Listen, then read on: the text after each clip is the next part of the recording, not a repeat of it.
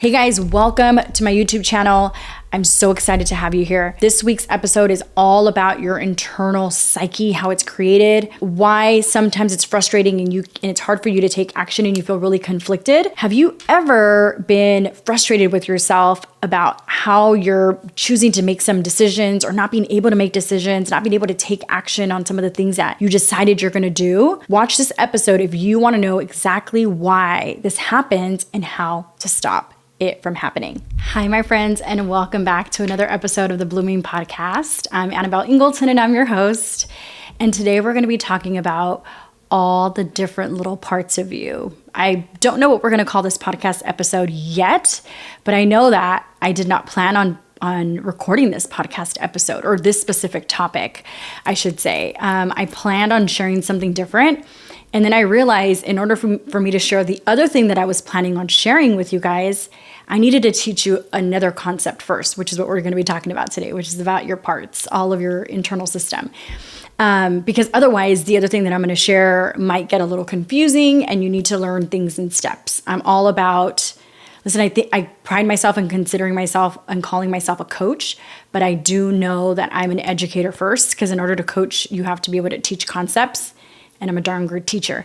And for me to teach you, I have to teach you guys in steps sometimes. So I'm going to teach you about the first concept, which is what we're going to cover today. And this is all about your how your parts are created, or like the wonderful little puzzle pieces that you have inside of you. So I've created a podcast episode before called Your Internal System. And this is similar, but I'm going to get a little bit deeper and explain more in depth. I'm going to give you guys more details about it this time, okay?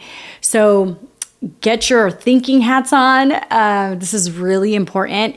If you've ever wondered, why is it that sometimes I feel like I'm split or I'm torn? Like I want to do one thing, but then another part of me wants to do something completely conflicting, something completely different. Why is that? And why is it hard for me to choose? Because why can't I make a decision? Why does it feel so difficult? I'm going to explain exactly why that's happening. It's because of your internal system, because all these different beautiful parts. I obviously work with clients. I'm a coach, and I work with people to help them remove their deep hidden limiting beliefs in order for them to create the life they want. And I help people specifically understand themselves internally, your mind and your body. But more than anything, it's psychologically what the psyche is. And the mind and the soul, your spirit, your subconscious, are very unique in that they are there to protect you. And I've talked about this before. We all know that the brain is there to keep us safe, keep you alive, seek out pleasure, avoid pain, take the road of least resistance. Yeah. And so that's its objective, and that's the way it gets things done.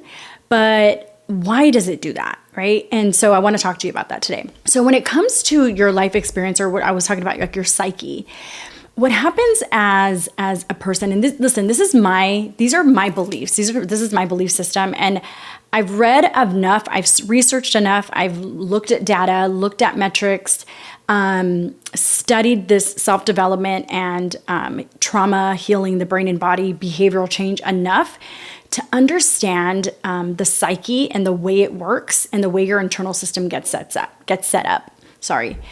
And it's really specific. And the reason your psyche, so to speak, like your people call it like your ego, or the way your mind works, or your soul, your spirit. There's so many different ways that people reference it.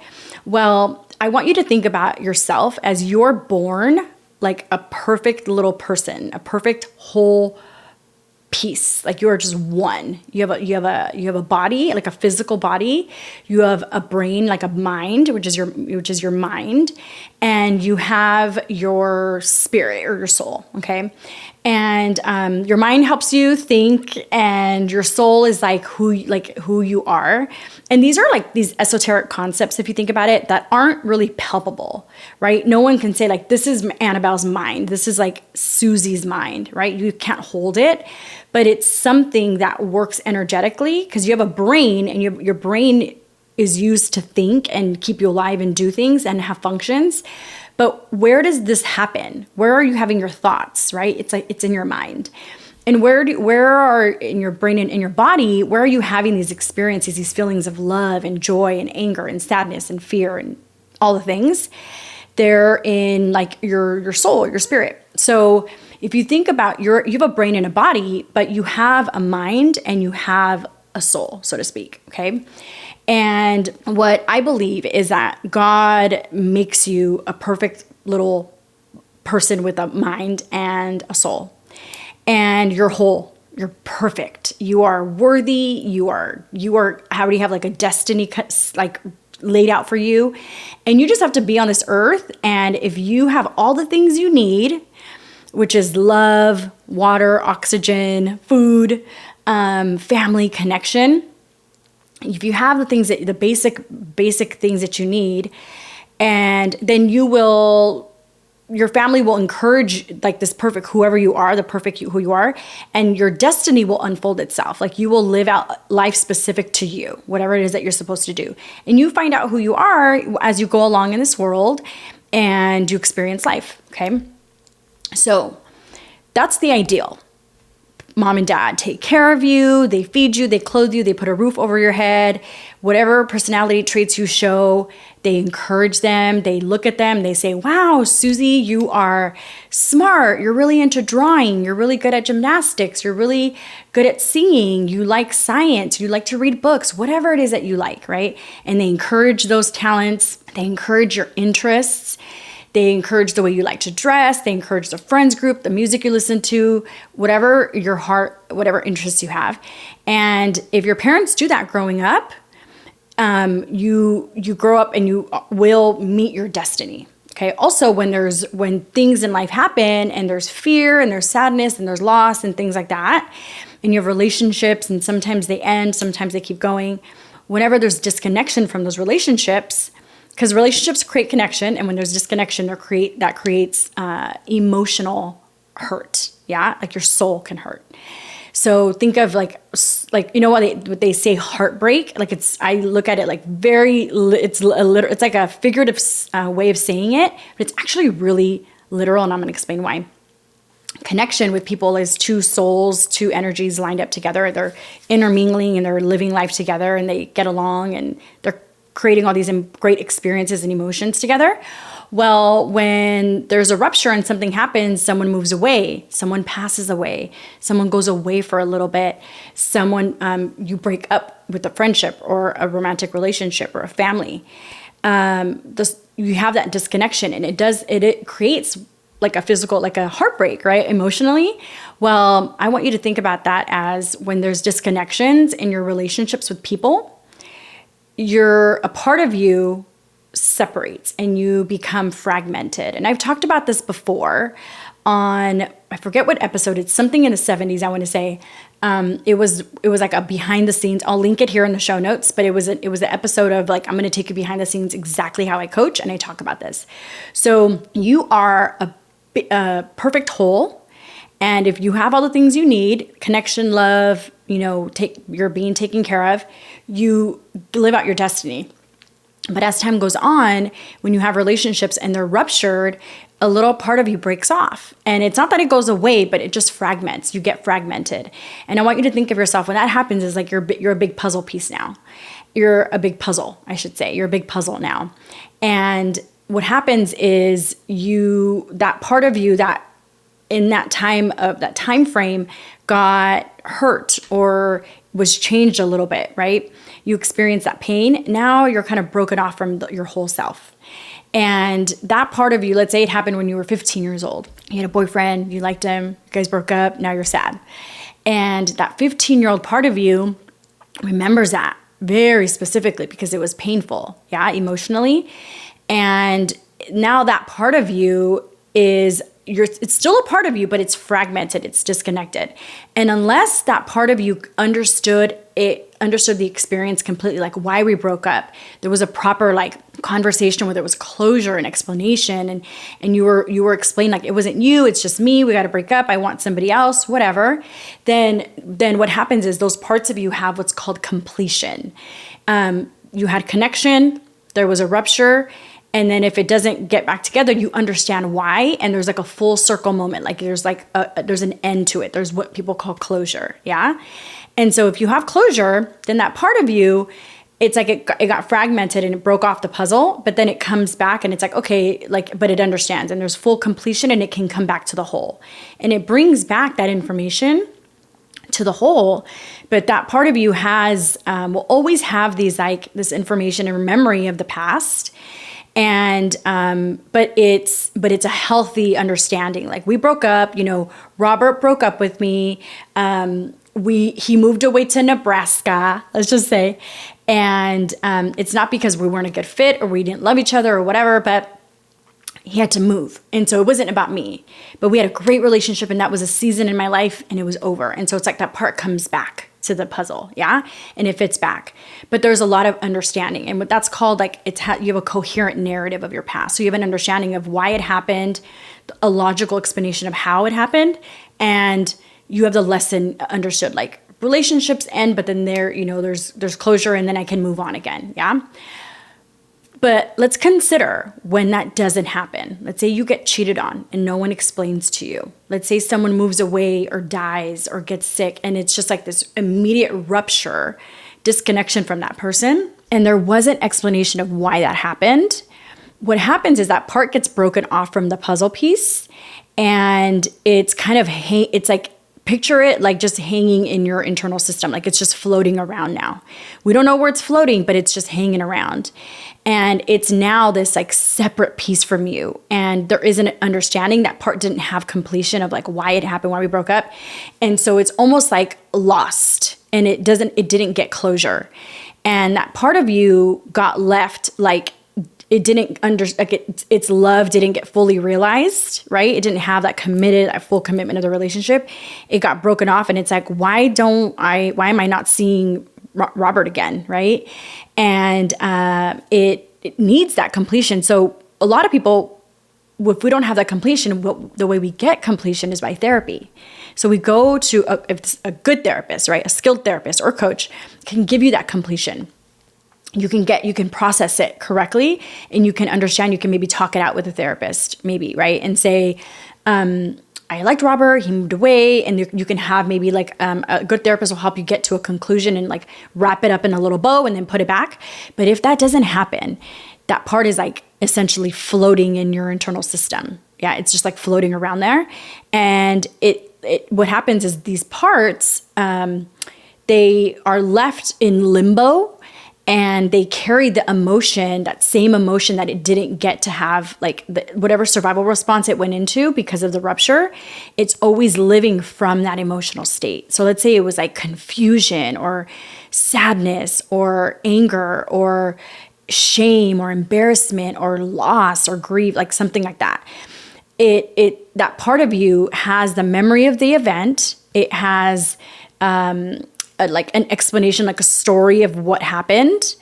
And I'm going to explain to you what this is. I have a diagram. If you're watching this on YouTube, or if you're listening to it in the podcast, in the show notes, you will see that there's a link to download this PDF, and it's called How Parts and Schemas Are Created. And I'm going to explain what that is.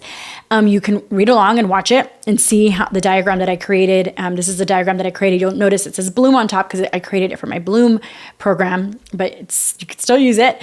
And it explains what happens in that little sequence. So I'm going to read this. I'm going to read from the diagram itself so I can go over it. And you can look at it, maybe if you're listening to this on the podcast, you can look at it later, or if you're watching this on YouTube, you can download it and look at it with me, yeah? And so you'll notice it says how parts and schemas are created, and it says how they helped you then and why they may hurt you now. So remember, how they help you is like let's say it got completion, you understood why it happened, grandma died, okay, it comes back, right? She was old and she passed away. Someone got cancer. Oh, it's horrible still, but like you understand, like some people get sick and they come, they pass away. Or somebody died tragically. Like there's such tragedy, and even those are really unexpected. But if you understand why it happened and how it happened, very logically, again, it can get it can have that part of it can have that completion, that part of you can have completion, and it could come back to the puzzle. Yeah. But let's say it doesn't. So this is what this diagram explains, why these parts don't have completion and what happens if you don't have completion. And this is what explains these like very conflicting parts of you. Yeah. So if you look at the diagram, the first one says you have this part has a past experience. So it experienced something. It says, for example, a parent not attuning to you when you were a child and instead being very angry when you shared your thoughts or feelings or some type of behavior.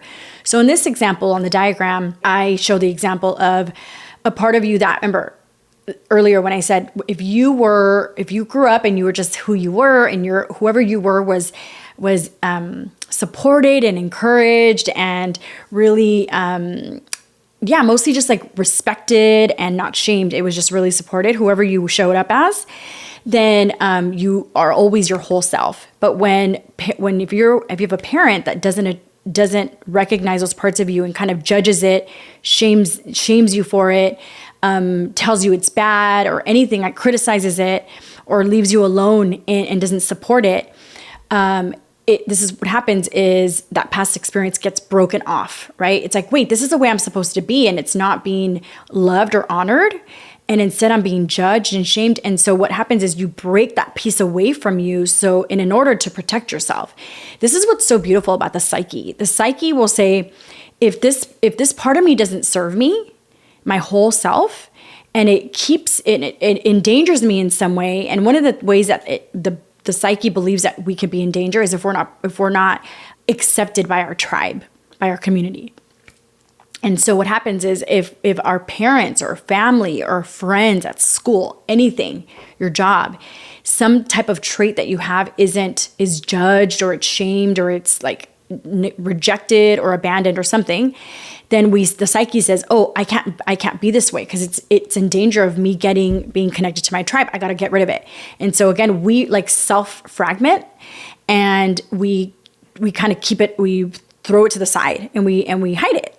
And so these parts of us, what happens is those parts kind of just they're separate parts. And so this is the first one that I'm showing in this diagram, right? So a past experience like parents not loving you or being bullied, being shamed, being made fun of, being broken up with because being judged for a certain thing or anything like that, we can reject these parts of us ourselves, or if somebody in our tribe rejects these parts of us or don't support these parts of us, it's like our psyche removes it.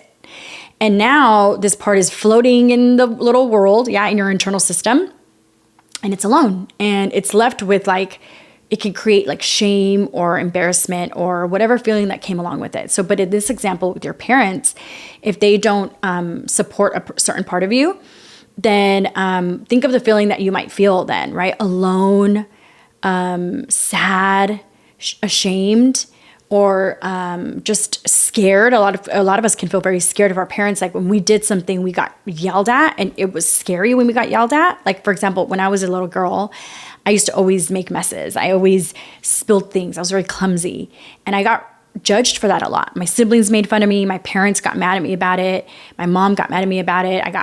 I think I may have gotten spanked a couple times for it. And because of that, it was a part of me, the part of me that makes mistakes got broken off. And when I never wanted that part of me to show. And so I felt a lot of shame and I felt a lot of like feelings of not being enough. And so that's what it left me with. Okay. So that's the first part of like a part being separate from you. So far, are you enjoying this podcast episode? If you are, go ahead and click below and click the like, or share this podcast episode with somebody. If this is something that you feel like somebody you know would want to watch this, go ahead and send it to them and share it. But just for now, back to the episode. Now imagine this happens, you guys, so much in your life. There's a lot of fear and movement and change and inconsistency and abuse, so many types of situations and ruptures within your relationships where this happens over and over and over again. There isn't safety and consistency and love within your family or your friends or your culture or your community or your work. And now you're broken up into all these pieces. Now you become really fragmented. Now you have all these different pieces.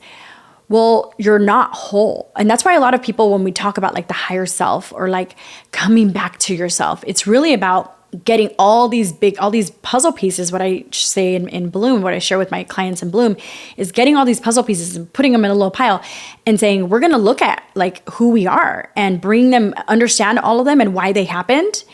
And it's only when you do that, when you understand what happened to you and why it happened and what little schemas are created from each of these parts, and I'm going to explain what that is, that you can get back to yourself and be whole. And now you can really live out your life. Because it's only when you're whole again, or when you're in the process of becoming whole again, and you're doing this quote unquote work, or this self-connection is what I call it, connecting back, is that you can live out your life's destiny and you can have everything you want. Now, when you're whole, you get connected to God and you're connected to your higher self, and it's like money's there, love is there, just everything is there, confidence, your career, your purpose, everything is there. Energy, fun, playfulness, being all these great things.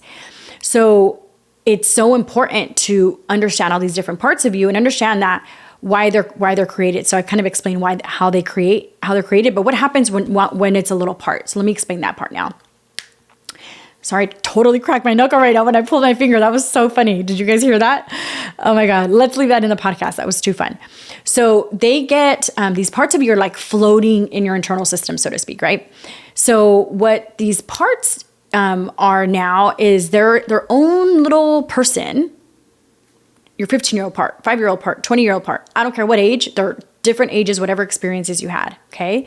But each part of you has different things, and I'm going to read the list. Each part of you, or we can call it a state of mind or anything like that, but I reference that pretty interchangeably. I'll say parts, but mostly I say parts or a state of mind. It has its own individual beliefs. It has emotions. It has its own thoughts. It has its own perceptions. It has its own predictions about the world, its own fears, its own needs, its own desires and behaviors. And all of that make up what I would call its schema. So a schema is, psychologically speaking, this is a term used in psychology and in therapy. And a schema is a prediction of what's going to happen and what you need to do in order to protect yourself, your tribe or your community, your family, or in order to feel good. So it has 5 pieces again. A prediction of what's going to happen, what you need to do. That's the second part. In order to protect yourself or to protect your family or your tribe or whoever is around you, or to feel good again. So these are the 5 parts of a schema. And this is what I understand it to be. I've been trained by in coherence therapy or coherence coaching, people would call it. And that's what I understand a schema to have. And each of these parts have these little, they're like mental models. If you don't remember the word schema, just picture a little mental model. What's going to happen in this world and what do I need to do in order to protect myself, protect my family or friends or whoever, kids, husband, whatever, or in order to feel good right now. So these parts of you, for example, let's go back to, I want to give you an example of a schema. So let's say a part of you, the part of you that was broken up with when you were 15 by Robert. And there wasn't closure. You didn't know what happened. He just wrote you a note. Think about junior high. Remember how junior high or high school was? Okay, that's high school, right? When you're 15. Think about how high school was. And we just get like a text message. Well, now I guess people get text messages. We didn't have cell phones back then when I was 15. That was back in 1995. Oh my gosh, that's hilarious when I think of that. We didn't have cell phones. Sometimes like a friend went and told you and came up to you and said, hey, Robert doesn't want to go out with you anymore. Or they wrote you a note. I want to break up with you. Or they talked to you on the phone. I don't know. Whatever. And sometimes you just hear, you don't even get like a real breakup. Maybe you just heard a rumor. How jacked up is that? That's just horrible, right? Let's say that happened. Let's say you just heard it from all his friends. So you and Robert aren't going out anymore? Yeah, he's my boyfriend. Well, he's saying that he's not with you anymore. He's saying he's single. And now you never have a conversation with them. He never has a conversation with you. None of you guys broach the topic. You just go along living the world being like, I guess I don't have a boyfriend now, but you thought you guys were in love. Let's say he was your first and you guys had sex and now there's nothing. Imagine how painful that is. Eek. That would break my heart. I can't even imagine that. And that I think is a case for a lot of people. So what's this part of you now, this 15-year-old part of you? What is she going to go around believing? Now she's living in your internal system, floating around with this pain, this sadness, confusion, embarrassment, maybe anger, shame, like so many feelings, rightfully so. And she didn't get the closure she needed. And she's really sad. So what might let's go through these: beliefs, emotions, thoughts, perceptions, predictions, fears, needs, desires, and behaviors be. And memories. Memories is one of them too. I don't think I put memories in there. So that's a very important one. I'm going to list all these in the show notes, I promise. But there's the worksheet will be in there. So what might some of you back then, let's say they're 15-year-old part, what would be a belief of hers you can get broken up with in any way? Boys hurt you. Relationships aren't safe. They can end at any moment. Heartbreak follows love. That's a couple. Yeah. What are some emotions she may have felt? I kind of listed emotions already. Yeah. Thoughts. She might think thoughts are like sister, or like they follow beliefs, right? So a thought she might have, if a guy tries to come ask her out the next year, junior year, let's say, she might say, no, I'm not going to go out with people now. Or I'm going to say no whenever I need to, whenever boys ask me out, or guys are mean, or I don't know, just all kinds of just negative thoughts about relationships, let's say. Okay. Some predictions. I kind of give a couple, right? Whenever relationships always end in breakup, they always hurt. Guys don't know how to communicate. What predictions? I'm going to predict that if I start a relationship, I'm just going to get my heart broken. I'm going to predict that people don't communicate well. Yeah. And predict that if I get in a relationship, I'm going to predict that I'm just going to be left alone in it. And if I sleep with someone, they're going to break up with me. So now I'm not going to sleep with people. Let's just say that's a prediction. Yeah. So some fears she might have. She might be fearful. You might be fearful of relationships, fearful of getting close to people, fearful of having sex with somebody, fearful of being intimate or vulnerable, right? Sharing too much. And let's talk about the needs. Okay. A need that a part has, so like a past part of you, the need is always the thing that it didn't get at that time. That if she would have gotten or received, is gotten a word? I always do this on a podcast. I say a word, I'm like, is that a word? I don't know if it's a word, but I always say, I just make up words here, okay? I do make up words all the time because who cares? I can. But I do want to speak properly, but I think gotten, I don't think it's a word, but we're going to check it. Somebody tell me in the show notes, or here down in the comments on YouTube, if you're watching on YouTube. So it's the thing that if she would have had when there was a rupture, when there was a disconnection from that thing, you wouldn't be feeling this way. Okay. You wouldn't have been hurt afterwards. You would have had some understanding. So what I would say with this particular incident, if you would have had communication, if you would have had a conversation, she needed explanation. She needed understanding. She needed clarity. She just needed somebody to respect her and respect her enough to have a conversation, right? She needed someone to care about her and support her needs, and then she wouldn't have felt like alone and lonely and sad about it, right? She needed literally words. She needed closure. Okay, so and then behaviors. What are some behaviors that she might do? And the behaviors I want to talk about, guys, is the thing that she learned to do now as a result of the rupture, as a result of the disconnection in the relationship that she had. So now, because people can just hurt you, people just break up with you out of nowhere, and it's kind of like the lesson that you learn and then the behavior that we think we need to do in order to protect ourselves.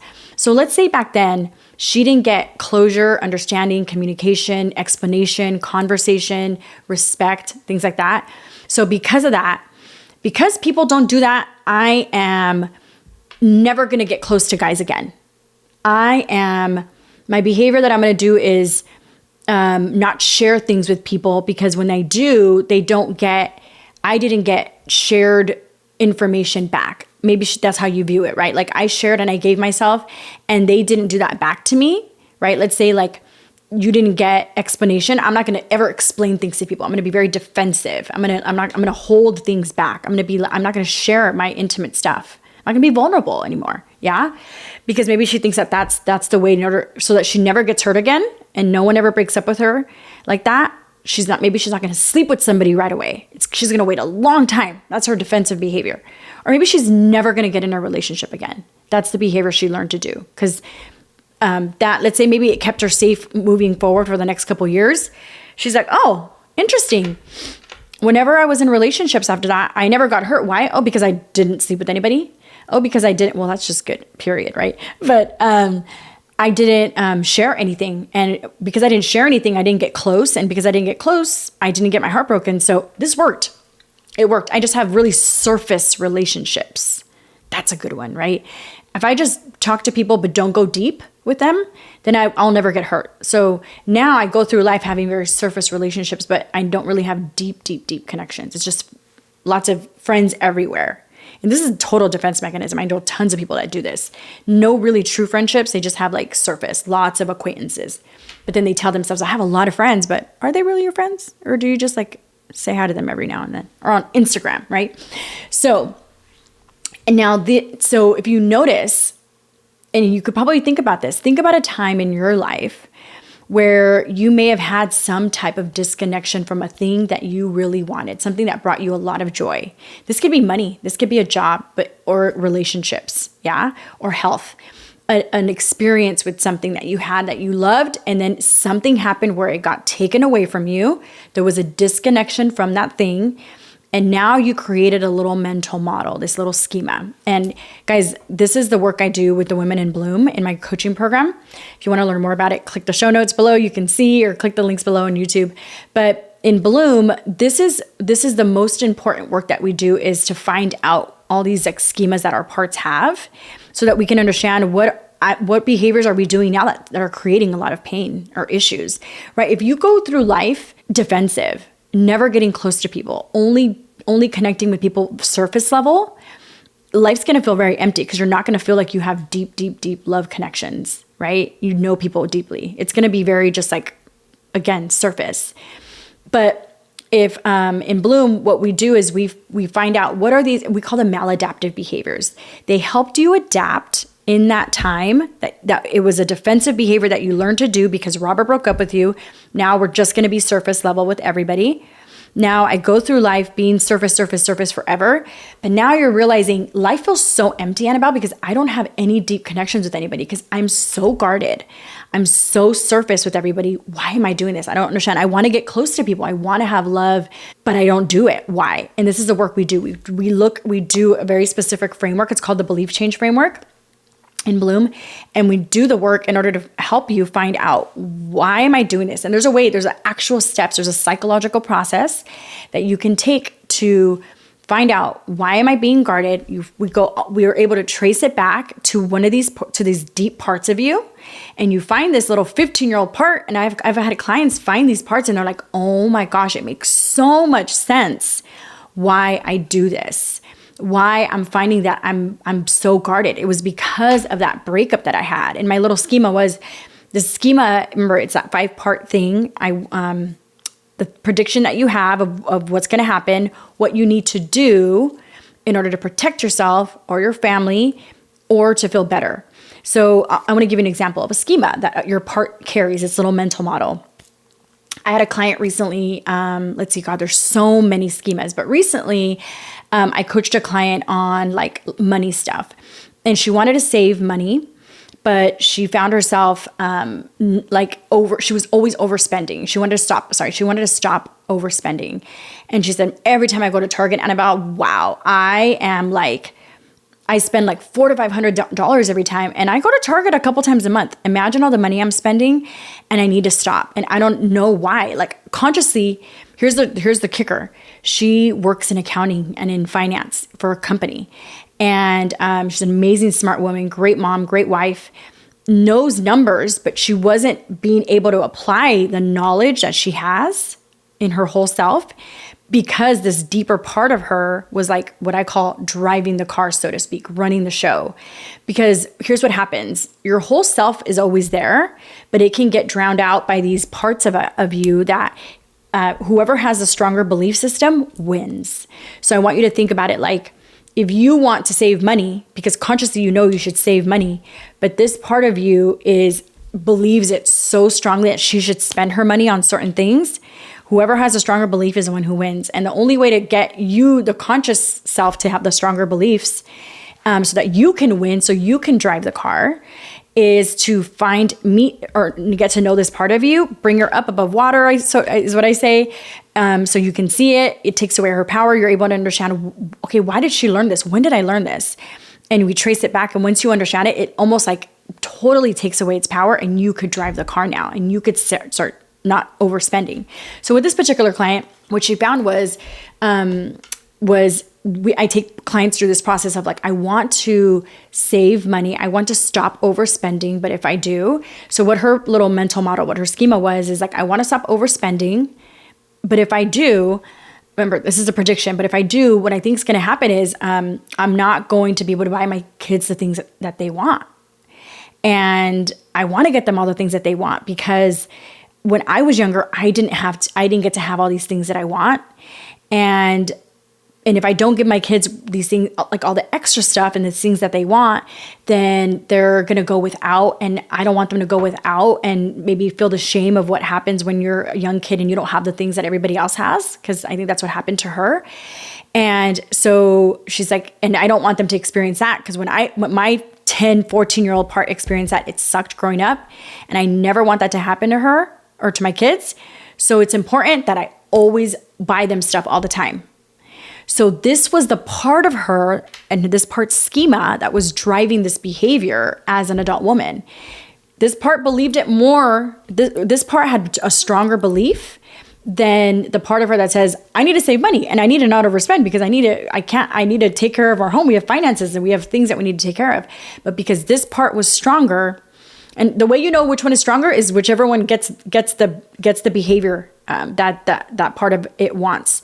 You want to save money and spend only on the things that are in your budget, but the younger part wants to spend money because it doesn't want to go without. That's its little schema. Like, we need to buy the things that we want without. So my particular client, when she was younger, she started working really young, and I think she started working at like 14.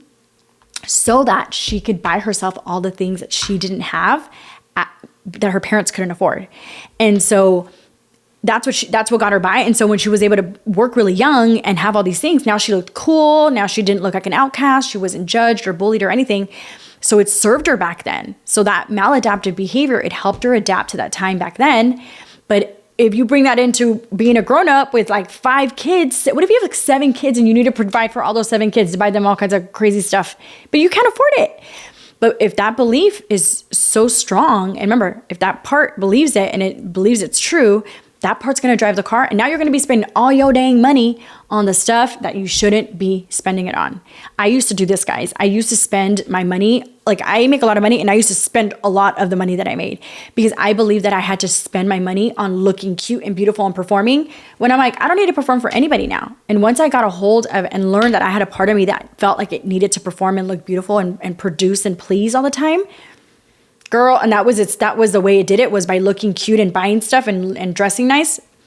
Ask me if I overspend on clothes and stuff. No, I don't. I only spend what I could afford or what I budget towards. I'm allowed like a certain amount of money, and I keep my financial budget, right? My CPA will kick my butt if I don't do it. But it helped me stop overspending, and it helped my client stop doing it too. And she got a hold of it and she stopped doing it. So this is what happens in your internal system when you split up into all these puzzle pieces.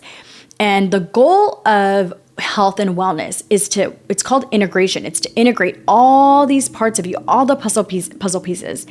Understand why they all got fragmented, why they became puzzle pieces, and why they're not a part of the whole, why they each were formed, what past experiences created them, what belief systems it has, what maladaptive behaviors it may be using in your life now and driving these bad behaviors.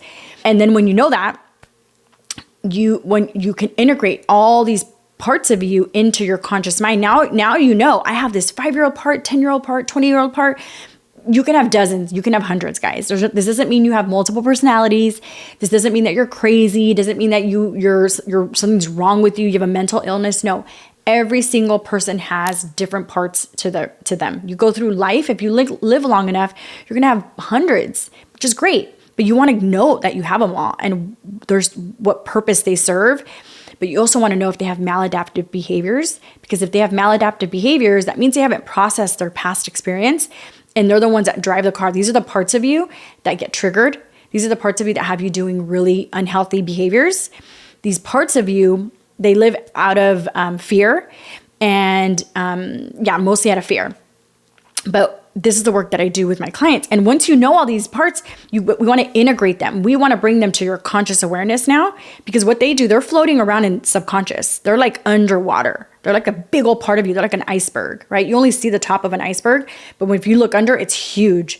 You have all these parts of you. We want to get to know them all. And when you know them all and you understand why they're there, what they think, what they need, their fears, the behaviors, they don't drive the car anymore. You don't let them drive the car. You drive the car. You are the one with the behaviors and you make the decisions, not them. These are the parts of you that get triggered. These are the parts of you that go on autopilot. These are the parts of you that make bad decisions in the moment. They think very differently than self thinks. And next week, I'm going to go over how to know the difference between these parts of you and your higher self. And they're really different. And next week, that one's going to be such a great episode. So if you want to get to know, if you want to know about that, make sure you subscribe to here on the YouTube, subscribe to the podcast so you don't miss next week's episode. But so far, for this episode or this week, I hope this helped you understand your internal system a little bit more and how your internal parts are created and the schemas that they carry and what these do to you. And you could see how if you have a lot of schemas, a lot of limiting schemas, because there's positive schemas, guys, like the world is safe and whenever I want something, I get it. That's a positive schema. But you can have limiting schemas. Limiting schemas are the ones that I just described that limit you from having all the things that you want in life because they're done from a very fear-based way of thinking, and they are done from out-of-date information and information that's out of context. So next week, I'm going to share really specifically how these parts think. They're really unique. They're totally different from the way self thinks. And I hope you'll stay tuned for next week so you can learn about it. So if you want the diagram or the PDF of this, of how your parts and schemas are created, I created a really great picture and PDF. Download it, go to the show notes below and go to the link below if you're watching this on YouTube and download it. All you have to do is give me your email address and I'll send it straight into your inbox and you'll have it. And then you're going to want next week's, because next week's, oh my gosh, it's even better than, this is good. This week I hope was helpful and you're able to understand yourself a little bit more. And if you listen to this and this resonated with you, let me know in the show notes. Or let me know down below if you're watching this on YouTube, if you could think of some schemas that you might have. If you thought, Anabell, yeah, I can think of this part of me that when I got fired, I learned this and now I've been doing this. And oh my gosh, it makes so much sense. I want to hear what insights that you learned from this episode. If you follow me on Instagram, send me a DM and tell me on Instagram. Or if you're watching this on YouTube, tell me below in the comments. I would love to see and hear what insights you have or what schemas you realize that you might have, what parts you learned about yourself and how they've been affecting you. And really, it's just about, again, integrating them into your conscious awareness. This is the work I do in Bloom. And this is how I help my clients be able to take action on all the things that they want in their life because they don't have these parts of them driving, so to speak, driving their car and running their life. You want to be the one always driving your car. And the only way that you can do that is if you calm these parts down and know all of them and know how they live in this world and how they get by.